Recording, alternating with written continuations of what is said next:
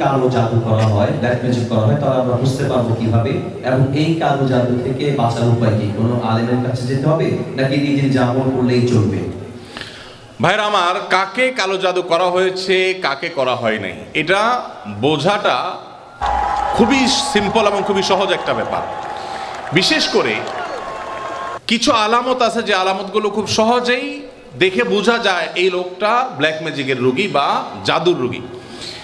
আপনারা জানেন যে আমাদের সমাজের এক শ্রেণীর মানুষ এই কালো জাদুতে বিশ্বাস করে না। যদি কেউ কোরআনের জীবন্ত মুজিজা আর অলৌকিকত্ব দেখতে চায় তাহলে সে কালো জাদুগ্রস্ত রোগীর মধ্যে কোরআনের আয়াত দিয়ে যে ট্রিটমেন্ট করা হয় এটা দেখে সে আল্লাহর কুদরত দেখতে পাবে, কোরআনের মিরাকল দেখতে পারে। তো কালো জাদু এটা কোনো মানুষকে আক্রান্ত করলে সচরাচর সাধারণত কোনো ওষুধে কোনো কাজ হয় না, কোনো চেক আপে কোনো রোগ ধরা পড়ে না, দিন দিন অসুস্থ হয়ে যায়, খুব ভয়ঙ্কর একটা পর্যায়ে চলে যায়।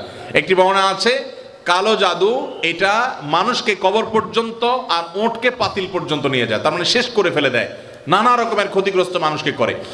এবং আজকাল আপনারা দেখেছেন অনেকেই বিভিন্ন ফুটবল টিমের ভালো ভালো খেলোয়াড়দেরকে কালো জাদু করা হয় এবং এগুলো নিয়ে ইন্টারন্যাশনাল মিডিয়াগুলোতে বেশ ফলাও করে আপনার নিউজ প্রকাশ করা হয় এবং সমস্ত দুনিয়াতে মানুষের কাছে ওপেন সিক্রেট এখন যে বড় বড় খেলোয়াড়দেরকে ব্ল্যাক ম্যাজিক করা হয় এবং সেটার যে প্রভাব হয় সেটাও মানুষের কাছে দিনের আলো মতো পরিষ্কার। তাহলে আমার বুঝতে অসুবিধার কথা, বরং কোরআন যেটার কথা বলেছে সেটা বাস্তবায়ন দেখতে পেরে আমার ঈমান আরো বেড়ে যাওয়ার কথা।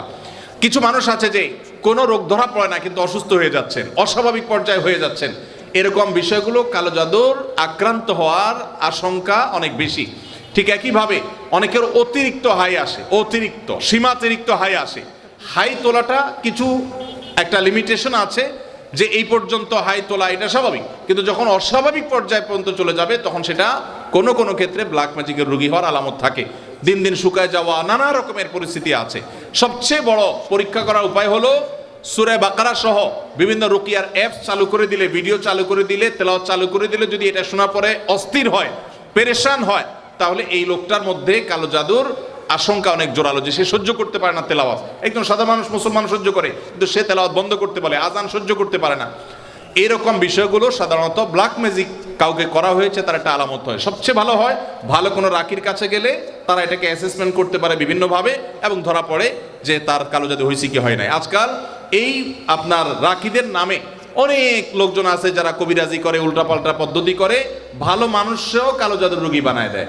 অনেকে আছে নাম বাপের নাম বললে বলে দেয় যে জাদু করছে কি করছে না, এগুলো সবই বোগাস এবং এগুলো কোনো সঠিক পদ্ধতি না। আমার পরিচিত একজন বলল যে আমার এক দাদা বহু আগে মারা গেছেন, তো এরকম এক কবিরাজের কাছে যাই বললাম আমার দাদার নামে এটা, তার বাপের নামে এটা, দেখেন তো তার কোনো জাদু টাদু আছে কিনা। বলে হায় হায় রে, শেষ করে ফেলছি, তো আর বেশি দিন বাঁচবে না, অথচ উনি মরে শেষ।